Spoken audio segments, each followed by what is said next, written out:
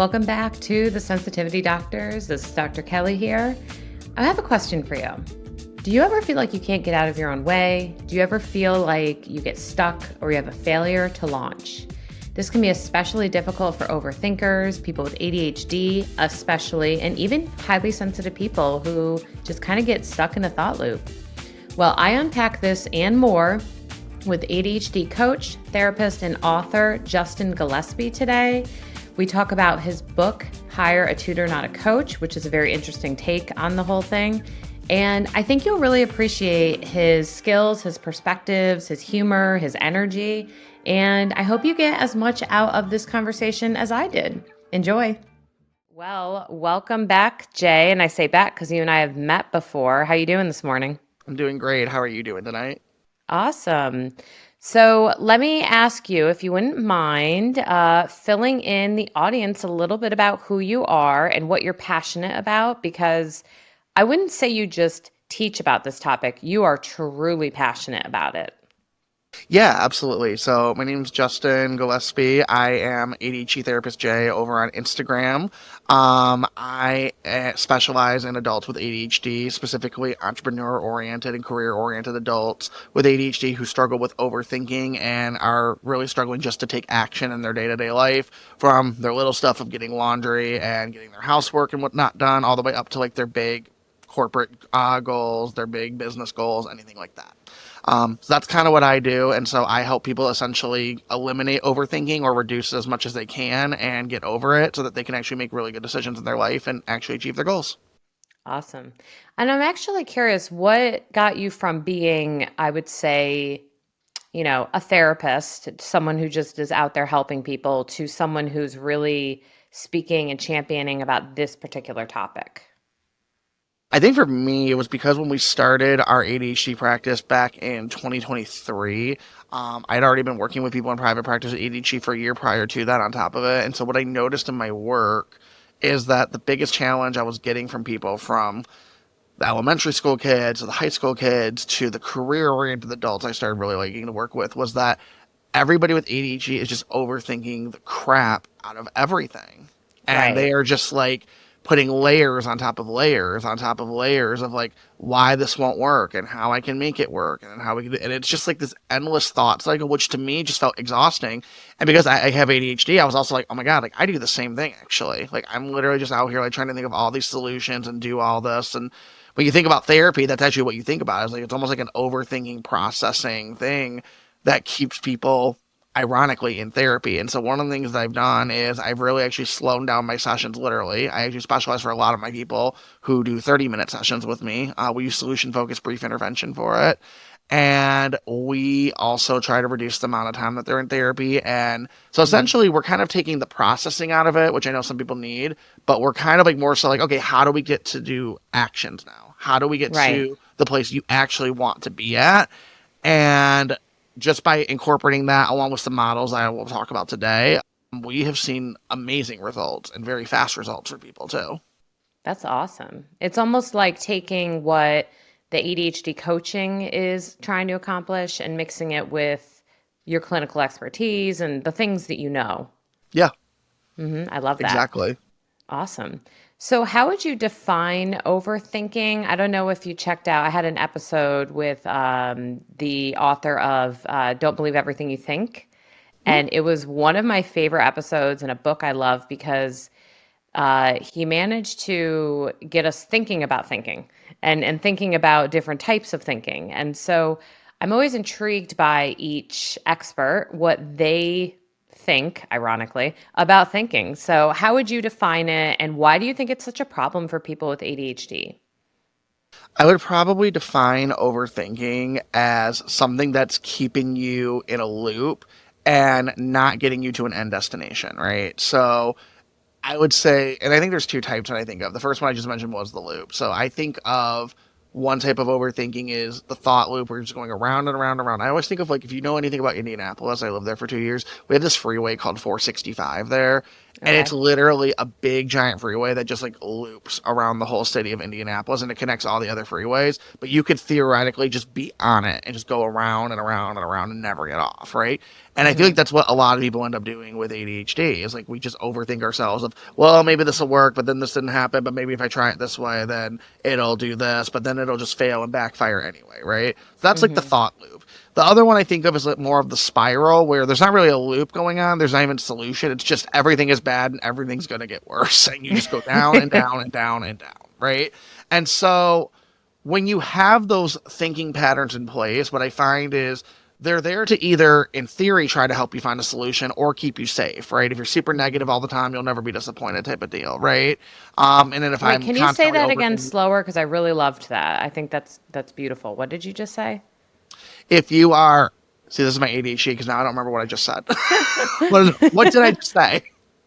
Well, you were saying if you're thinking, if you're over, no, if you're thinking all the time, everything is negative. I missed it a little Oh, if bit. you're thinking all the time, if you're thinking negatively all the time, then you're never going to be disappointed, right? Because if you're already setting yourself up for that negativity, then you're just always going to feel that negative Okay. view of the Can you tell world. me why you think that is? Because if you're constantly always feeling that way and you're thinking everything's going to be bad, there's never a surprise that happens to you, right? So if you're viewing the world in a negative Mm, lens, you're going to always just view things as that, and that's just going to be the reality of your life. So the one thing about your life is going to be you're right. If you view it that way, you're always going to be right. And so therefore there's hmm. no disappointment in place because in order for disappointment to happen, there has to be a surprise. Right. Which kind of thinks makes me think about one of the reasons why I find folks tend to overthink or get into the loop that you're okay, wait. So you have a loop and you have a spiral, and I love that. So which one do you think is more connected to what us therapists call rumination? I would probably say for rumination, it's a good question. It's because I see it in both, right? I mean, I could see it in both, but I would say most often if you're just ruminating with the same thing over and over again, I would probably say it's the loop because you're going back to it. Like you're going back Hmm. to it and showing why it's not really going to work. The spiral is more so like you just think everything bad's going to happen to you, and so you set yourself up that way. Okay, so folks, I think we got it. So the loop is the rumination because it's a cycle that just feeds itself. It's like the hamster on the hamster wheel that just keeps going around with no actual solution. Whereas the spiral is probably catastrophizing, where you're just everything's crap. Correct. Yep. Is that fair? Okay. Sure. Okay. So, with those in mind, I'm thinking about the ADHD brain, and one of the things that I think is a strength, if given the right environment. I know you don't love the idea of calling them superpowers, so we'll call them strengths, Okay. adaptive strength, if you will. Um, is the fact that the deeply conscientious ADHD brain, like all this overthinking, is actually what can lead to creativity and thinking outside the box and being exceptionally unique. And there's a lot of really cool stuff that can come from it. But what you're talking about is when it's not a strength and when it's getting in the way of your life. Correct, right? So if you to me, what I've seen with my people is that when you're overthinking in theory, it's going to lead to this creativity. The problem is the overthinking is not letting you launch. So you can Ooh, basically okay. plan and plan and plan and plan for days, but at the end of the day, if all you're doing is planning, you're not launching anything or you're not trying anything, then what have you really done with your time? I actually just saw a Yeah. video today by Gary Vee, and I thought this was actually super interesting for this conversation today. And can I swear on this podcast, by the way? Is this a swear-friendly podcast? I don't That's know. fine. Yeah, go for Okay. Literally, it. he said, "I'm Warning, so." folks. We'll put a warning at the beginning of this episode. He said, "I'm so tired of your fucking lists, right? And everybody's just making lists and putting them in their phone And who apps is and Gary Vee planning out again? all Don't kill these." me. You what? Who is he again? Gary Vee. He's an entrepreneur on Instagram and things like that. Oh, okay. Apparently I don't know who he is. Yeah. So he was talking about like, I'm so tired of your fucking lists. I'm tired of people writing these lists and putting them in your notepads and just constantly just going at it because all Yeah. it is giving you the illusion of productivity. Oh, I love that because lists are one of the things that I try to get my ADHD clients and really even myself to eliminate. is for me, I've found that lists can just kind of be a reminder of all the things I'm failing at or all the things I'm not getting done, whereas appointments or things on your calendar can feel very different. Mm-hmm. Exactly. No, they can feel absolutely different. I find that even when I'm putting tasks on my calendar, because I do this, I make an appointment with myself. I've said this one for years. And I've always said if you're not going to miss an appointment with your doctor, if you're not going to miss an appointment with your dentist, although with ADHD, we tend to do this too. So maybe it's not the perfect example, but let's just go with it. Let's go with in theory. If in theory we're not supposed to miss our doctor, we're not supposed to miss our dentist, we're not supposed to miss our probation officer, no judgment, right? Then why would we miss an appointment with ourselves? Good point. And even when you think about the launching, though, I would love to come back to that because I find that happens so much with these beautiful people I work with who have all these great ideas. I have this one client in mind who probably once a month comes in with a really cool creative idea, but I have yet to see any of them happen. So, what do you think is happening in that launch moment? I think a lot of that is probably coming down to planning and waiting for a perfect moment and having this ideal setup kind of in Mm, place. But the problem is then the ideal setup comes in place and then your brain is automatically wired to think of new contexts that may or may not even be real. They might even just be things that you think are going to happen when they're probably not. And so then the procrastination comes in. And so this is the perfect time to launch it now. And so maybe I can have more time to make it more perfect. So then the vision starts expanding a little bit more, right? And then the more you visionize, like the more just nothing comes to light. In fact, that's kind of what happened with my ADHD practice. I kind of had a conversation with somebody in 2019 about it. And that's where it started. I just business planned it for like 2 or 3 weeks. And that was like the only thing I would do outside of work is plan out how I would make this business. And then I just put it in a drawer randomly. And then I came back to it a year later. And then I just business planned it out again and then came back to it 6 months later. And oh then I just no. put it in a drawer again. And then eventually you launch it at some point, whether it's perfect or not. Because at the end of the day, you're going to Mhm. produce more if you just launch whatever it is that you're trying to do or do whatever it is you're trying to do than sit here and plan it out for months to years on end. I find this so interesting because when I sit down and do, and this is a little self disclosure, when I sit down and do ADHD scales, or like for myself, or, I look at the highly sensitive person scale, because there can be some overlap with different forms of neurodiversity. We know that. There are so many things in the ADHD scale and how it presents in women that really resonate for me, like sensitivity to noise, feeling overwhelmed under pressure, restlessness, like all of these things really resonate for me. Flight of ideas, but my personality type has always been I hate instructions. I don't like reading how to do something. I just want to do it and figure it out. And if it fails, it fails. Like I have like a very like it's fine, I'll figure it out kind of mentality, which does get me in trouble sometimes. I remember when I put a coffee table together upside down.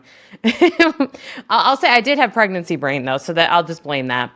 So, my curiosity is this: if there was a way for people with ADHD to like get out of that, the catastrophizing, I think maybe a little bit of shame tolerance, rejection sensitivity, which we haven't touched on yet, which probably play a part in the failure to launch. Like if you remove that, I wonder if the energy and the ability to hyperfocus could actually help ADHDers launch like way beyond what they expect. Well, we could do that, right? I actually see exactly what you're saying, but I think the thing too is that with a lot of our people, another intervention I teach people to is it's okay to feel all of those feelings, right? I think a lot of times what we're doing to launch our goals is we're waiting for those feelings to go away, which involves another part of the plan now, right? It involves like, okay, now I have Okay. to find a way to get rid of the RSD. I have to find a way to just push this out of the way. And Right. that can take a very long time. That's more of like a long term therapy. Like we'll work on that type of thing, right? So it's Yeah. kind of like a lot of times when people come to therapy, they're coming with very like short-term goals, and then the long term is Mm-hmm. like we're trying to carve that out in time, right? So if someone like for example is trying to finish their final paper for their semester and they're having a hard time because they're having a hard time writing, right? Mm-hmm. We have to get over that RSD way faster than the 2 months it's going to take to complete that final paper, or the few weeks it is, or whatever the case may be, right? Can you pause for a second? RSD. Can you define RSD so The folks know rejection exactly? sensitivity dysphoria, right? So this Right. is How would the you define that for people who don't know what that is? So this basically, I would say, is a hypersensitivity to rejection or perceived rejection. It can Mm-hmm. make you feel physically painful. It can make you feel physically ill. But Mm. it's what I would call social anxiety when it comes to rejection, just to make it a little more cleaner, so you guys can visualize it a little bit. Okay. So a big part of that is because of RSD is like we're so afraid of the perceived rejection things happening that we just aren't doing something. The Mm-hmm. problem is that if we're going to try to get over RSD, which by the way doesn't ever fully go away either, by the way, just so we're all clear, but Mm-hmm. you could be looking at to make significant progress on that. That could be a year to 2 years worth of therapy, and that's where processing does come in. But we have a 2 or 3 month goal. So sometimes I have to, and I just told someone this last night actually. I was like, we have to be okay with you feeling this way for a period of time and still achieving your goal and still taking action. Because again, at the end of the day, your brain is naturally wired to overthink. Your brain is naturally wired to feel bad about yourself. If we're going to feel that way either way, let's take an action to what you're trying to do at this point, right? And Mm-hmm. what I find happens when people do that, the RSD feelings, they happen in a much shorter amount of time. They last shorter. A lot of times as you do things more repeatedly, as you achieve more small goals, you will feel it less too Right. It pop up. changes your narratives. Yes, Mm-hmm. absolutely. Mm-hmm. Would you say that you said something very interesting? You said that they are more wired to feel bad about themselves. And I wanted to ask, do you think that's related to dopamine and actual wiring, or do you think it's related to the fact that people with ADHD have tended to be redirected or given, negative messaging much more? Like, why do you think that is? Well, if I'm being completely honest, I think it's because it's a human experience. I think that's something that ties the neurotypicals to the neurodivergent people a lot is the fact that as humans, we're actually naturally wired to be negative and to be protective, right? That's kind of like our Mm-hmm. biological instincts. Mm-hmm. So that's not necessarily in that aspect of it. That's not something necessarily unique to ADHD. That's just more so like this is the human experience that we are feeling. This is something that we all kind of experience. We're all our biggest critics. Mm-hmm. I think the only people who are the exceptions are people maybe with narcissistic personality disorder. Even that's more of a spectrum as we're learning more and more, right? Although a lot of them are driven by insecurity as well. Yes. Yeah. Yeah. Absolutely. Right. Mm-hmm. So for me, it's like, to me, that's just more of a human experience. So the cool thing is with that being a human experience and having it be very unique is okay, I know almost everybody on the planet is going to go through this then. I know everybody Right. is probably, while we're out here worried about what is that person thinking of me, that person across the room is probably thinking, what are you thinking of them right now? Right. So the good Yes. news is that this is all just a perceived like rejection sensitive illusion to a lot of us. I think what makes Mm-hmm. it different with ADHD is the neurotypical, they're going to think about that in the moment. And then they're probably, once it's over, go back about their day. Somebody with rejection sensitivity dysphoria and ADHD, because we're overthinkers, what's going to happen is we're going to ruminate on that for hours after the fact. Like we might have done the Mm-hmm. presentation and now it's done. And instead of being Mm-hmm. like, "Ooh, I'm glad that's done," we're just like, "Oh my god, I missed that word. I stumbled here. I mispronounced this." In fact, I'm going to even give you guys a live example. Actually, at the beginning of today, I said, "How are you doing tonight?" I meant to say, "How are you doing today?" I And did I hear thought that, but about I that, and I didn't was like, "Oh say shit!" It's like anything. that was one of those things where I was like, "Oh shoot, I shouldn't have said that. I should have did this." And so I'm Mm-hmm. right now, as you see this in the laptop, I'm going through that, but I'm also proceeding with the podcast. Right? With some people, Mm-hmm. they're just going to like let that consume them, and that can even affect their performance while they're doing it. That's going to affect their performance with other things after they're doing other things now, and they've moved on from this thing, Right. and it's just going to consume them. Whereas the neurotypical who doesn't Yeah. overthink like this, they're just going to be a little nervous while they do it, and then they're going to go about their day.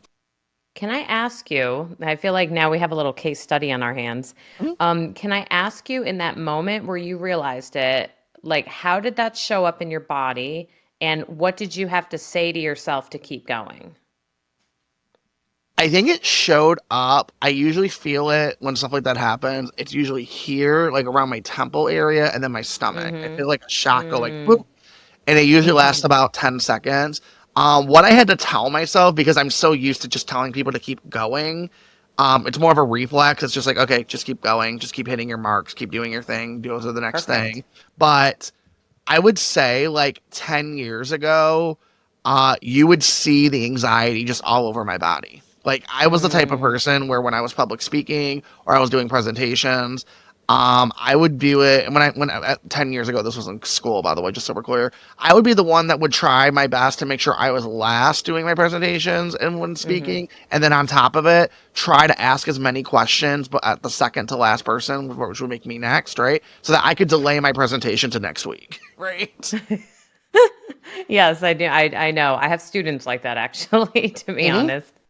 So I hear you say that, and not that we're saying mantras or everything, but in a way, having something that you typically say that grounds you and kind of pulls you out of getting into the loop. Usually for me, I'm trying to think if I have a specific mantra because usually I kind of just speak things out loud. I like to talk to myself and be my own best Well, friend. you So, just said one. You said I usually tell myself keep going. well, you tell yourself keep going, right? But then I say it in other words too. I kind of just go with what I naturally feel and I speak it out loud. Mm-hmm. I have one recently that I just heard about from Mel Robbins' audiobook. And she says that you can put your hand on your heart, and this is gonna sound so Mm-hmm. corny, but I've done it a few times since I've No, read I this love book, it. and I love this. And you literally just do this, and you just tell yourself, I'm safe, I'm loved, I'm okay. And you just do that. And it's Mm, also like a mini hug too. So you're also kind of getting like yeah. a more child, like infant stage too, where like you felt Mm-hmm. scared and your mom gives you a hug. You're kind of giving yourself a mini hug on your chest and you're saying these things out loud and then you move about your day. I love that so much. And do remember that the majority of people listening are probably highly sensitive. So they probably just love it and don't think of it as corny. And I love that so much because it does so many things. First of all, it gives that physical grounding, which I know I've heard you talk about. It pulls you out of the loop. It's you using soothing tone, even just speaking soothing to Mm. yourself can be very powerful. And it's an affirmation, essentially. So I was curious if you have any thoughts on the connections or maybe similarities or what it might be like if someone is highly sensitive and has ADHD, and if you have any thoughts on that. I would say if you're highly sensitive and you have ADHD, the feelings that you're feeling right now in the moment, you're probably going to want to, first of all, let them pass. I'm very much big on let things pass through you, right? Through you, Um, though, not pass, like ignore them, but feel them and let them move through.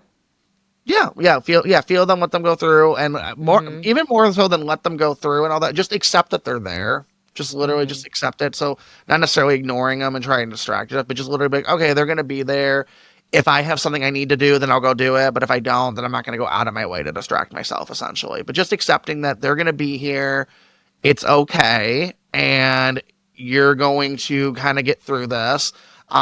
From a neuroscience perspective, I just read this in Mel's book too, actually, which I thought was really interesting. Our bodies are actually only wired to hold on to very anxious and nervous energy for, give or take, for most people 90 seconds. So this is even Hmm. including people who have maybe anxiety disorders, panic disorders, things like that too. So probably for them maybe a little bit longer, but around 90 seconds is where we kind of store that on a physiological level. After that, the only thing that we have going on in our brains is our thoughts. So once we kind of recuperate from the physical level, right? And that's going, anything that we're doing to continue that, and this is going to sound really harsh, but it's an active choice, which to me feels very Oh, powerful okay. because now it means, okay, I have more control over the situation than I actually think, right? So for highly Yes. sensitive people, this could come and manifest in the way you interact with somebody. This could come in the way that you are maybe asking someone on a date, or maybe this is coming in the way that you are maybe proposing to your boss, like a new idea for work that you're not sure how it's going to work necessarily, right? Mm-hmm. Understand that you're going to go through this for give or take 90 seconds and then get yourself together and we're still going to move forward because those thoughts are going to probably be there longer and that's okay because you can Mm-hmm. take action even with those thoughts kind of working themselves out. The common theme I'm hearing you say from all these different insights is that, your thoughts can actually be quite a hindrance when it comes to launching, when it comes to doing the thing. Hmm. Um, and we had mentioned the one skill of like adding things to your calendar or having appointments. I wonder if you've seen any good ways or if you have any skills or tips on how to bypass the thoughts. I know we said feel the thoughts, but bypass the thoughts so you can launch because in my Powered by ADHD group last time that I met with my ladies, we literally had a whole conversation about this. Having all these things that you want to do, whether it's things around the house, whether it's getting back into fitness, whether it's, writing a book. Um, there's just that like tipping point where it's either going to happen or it's not. And to bring up Mel Robbins, I think her 5 4 3 2 1, Yep. her 5 second rule that she had, I think, which actually put her on the map probably a decade ago. Really, it sounds like it's bypassing the brain's tendency to get into an anxious space. But I wonder if because ADHDers think so quickly, if their anxious space shows up more quickly, and maybe there's something that needs to happen to get over that to launch. What do you think? Hmm. Yeah, so I would say that I have a skill that I like to call the Pam method, and I hate when therapists say they came up with a method because honestly, every method I swear to Own God is just it. You should own it. it. But it's like always like, you know what? I'm just gonna say it's always like some coping skill that they learned in school mixed with other evidence-based ones, and they just kind of combined it in their own way. It's like we're But not isn't that creating, art? huh? That's art. That's all it is. It's all like imitation, finding ideas and creating new cool ones. You I own mean, it. I'll own it, but the reason I'm saying this too is because like this is all based in science, so this is not something kooky and Right. crazy I just made I up, just so we're gotcha. all clear. But this is something I package in a way to where I feel like people can they can use it and apply it, and it makes it super easy. So it's actually very 5 second rule inspired too. So it's called the Pam method. And so I call it Pam because it stands for pause, affirm, and aloud, and then move. And so the P stands for pause. And I say that you should have a 3 second pause for when you're overthinking or when you're trying to kind of reset a lot of things, right? So what's inspired for me for the 3 second pause, the original thing was actually relationship issues and communications. Mm. So people who were getting into either arguments with their spouse or maybe arguments with their boss, or they didn't know how to communicate with other people and gather themselves a certain way. I told them, like, I want you for everything you do right now is I want you to start with a 3 second pause. And I just want you to literally freeze your body up, just not speak, 1 2 3, and then allow yourself to respond. And that's all I want you to do. So that's where that came to be. Mm. So what comes next is the allowed and the affirm. So this is where you have positive affirmations for yourself or neutral affirmations, because sometimes we can't think of anything positive that we actually believe. But make sure it's something positive or something neutral about your situation that you actually believe. And if you genuinely can't think of anything like that, then the next thing you could say aloud and out loud is going to be the action step that you're going to take next. So this Mm. could be where you would pause if you're overwhelmed with cleaning your house. You have all these different rooms you have to take care of. You have all these dishes you have to do. You have to make that bed. You have to go down in the basement and reorganize all that. You don't even know where to start, right? Okay, so we're going to pause. 1 2 3. Go grab my vacuum because I want to vacuum the living room. And you're just going to say something like that out loud. And then you're going to move in the direction of where that thing is. So you're going to make an intentional effort to just turn your body around to where maybe that vacuum is. Or maybe you're just going to take one step forward toward it if you're already facing it. But an intentional movement. So you're doing this in the sense of not doing it automatically and scattered, but you're Right. actively thinking of moving and then taking the move. The reason you do these things out loud and the reason you're moving your body is you're changing your physiology, and you're also providing your brain new information because your brain processes sound different than thought. Because if your thoughts are already True. scattered or weak, they're going to remain scattered and weak. Whereas if you Mm. speak them, those are more powerful than other thoughts in your brain currently because it's new. I love that so much for two reasons. First, I'm thinking of a moment where I was late for work. My first office was on this really busy street, and it was very cool office, but the parking was a nightmare. And I knew I was late, and I was getting out, and everything was everywhere. Like I'm tumbling, I'm throwing things out. I don't. I looked like a mess. There were people on the street like eating, watching me. Yeah. And I had that moment where I could continue doing what I was doing, and it was going to actually take me longer to get into the building, or without knowing your method, I literally said, stop, breathe, It's okay to slow down. I'm not going to get there any faster if I feel frenzied. And I had to like kind of coach myself, which is what I love about your method so much too, because body doubling, which we know is hugely powerful for helping with launching and ADHD anxiety of getting even just menial tasks done, usually has you, in the presence of someone else who can support you and reduce your anxiety. But what you're talking about, and I don't know if you want to add this to your packaging, you're kind of talking about a way to body double for yourself in the moment. I guess in a way, I never thought of it that way, but I Yeah. could see that. Yeah. Like you're being your own kind of witness in that moment, which is really what body doubles do. Well, it kind of makes sense too, because if you think about it, right, a lot of times, whether it's good or bad, the things that we remember are the things that people have told us, right? So if you have nobody telling you, Hmm. go clean the room, go do this, go do that, then what kind of happens is you're kind of just left to your own devices and you're just out here scattered. But if you can actually like prompt yourself and say the things out loud, then you kind of have that guiding force with you now. You have that thing when Hmm. you were 5 or 6 when mom would tell you this is how you're going to do everything. Right. To just go ahead and do it like this, right? And you're just telling yourself to start with this one thing and just keep moving forward. And I love too the idea of doing it the way that you just described with a compassionate tone. Like you're not berating yourself or saying, why can't I do this? Or just go do the vacuuming. You're literally saying it calmly and, No, in a way just that very you, neutrally. It's not there's no moral yeah, attachment to it. It's just literally like, okay, we'll yes. go get the thing. Which also signals to your nervous system it's safe. Yeah. And that's the thing we know. Stress can lead to people with ADHD feeling, more stressed, and then their executive functions suffer more because they're not feeling safe. So I love that. You package that. You take it. Although you can give me a little side credit if you mention the body doubling.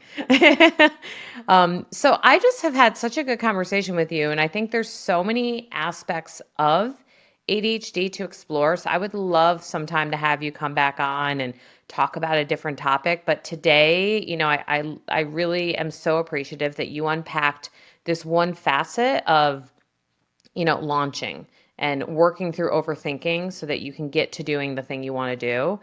So you have a really awesome presence online and, a lot of resources for folks. So would you like to share any of the things that you offer and where people can find you and follow you and continue learning with you?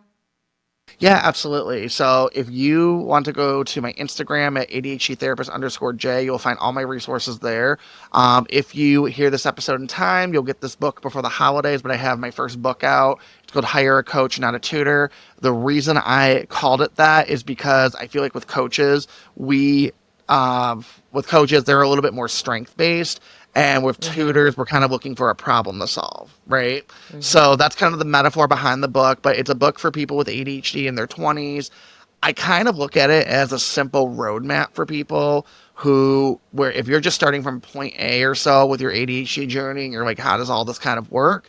It Mm-hmm. combines clinical knowledge with my own personal experience, but it also has very practical tips. It's a very easy read. It's very much driven for ADHDers as opposed to, I notice a lot of times ADHD books are driven to people maybe in the field who treat them, and it's just very dry and Right. boring. And so I Mm-hmm. want something that people with ADHD could just pick up and they could read. And if you're a really good reader, you could probably even read it in one sitting and just have it and actually have some really good, valuable, practical tips to get your baseline started.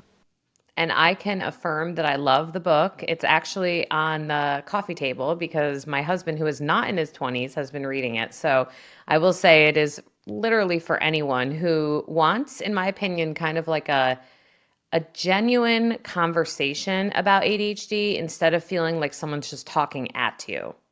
That was the thing I really liked about your book, the way that you're even on it on the front cover, like, hello, here I am, It let's was hang my out. first So book, and I said, I'm going on the cover of my first book. I love that. I know we didn't even get into the fact that you actually used all of the skills you talked about today in order to launch yourself to write the book. So I'm I sure if did. people follow you, they can learn more about that too. Yeah, no, absolutely. No, I use my own skills we talked about today to actually launch this book. It took me 8 years to write this book. It's not even the same book anymore, to be honest with you. But I've gotten about halfway through this book and rewritten it so many times, and then I had to Pam it out, and I just literally in January, I was just like, I just paused and I just said I need to finish this book by like August and just be done so it could be out by fall and I could have it out for ADHD Awareness Month. And I spoke it and then I moved to writing. And I mean, that was it. That's really all it took was to just stop overthinking the damn process.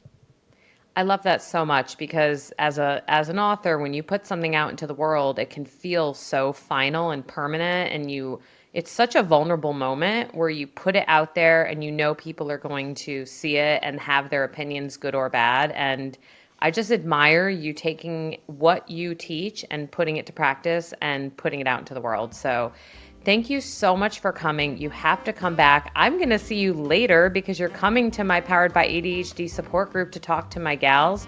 And they all said it is fine if you swear, by the way. I checked in. So thank you, everyone, for listening. Hopefully you can put some of these practices into place and be well, everyone. Goodbye. Bye, everyone.